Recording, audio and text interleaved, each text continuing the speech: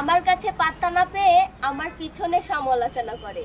বাহ, পাত্তা পাবে কিভাবে খালা তোমার কাছে? তুমি তো খালা 70 টাকার মাল। নাটোর নিচা বাজার রেল স্টেশনে 70 টাকার মাল তুমি। যাই হোক গাইস, আপনারা ভিডিও না টেনে পুরো ভিডিওটা দেখুন, তার পুরো লিংক এই ভিডিওর মাধ্যমে দেখতে পাবে। দুজনে মিলে 70 টাকা দেবো দেন হইলি। আসলে এই সমস্ত সেদর রানীরা নাটোর জেলাটারে একদম সহবাস করে দিচ্ছে। নিয়ে আসছি আমাদের নাটোরের সেদর রানী।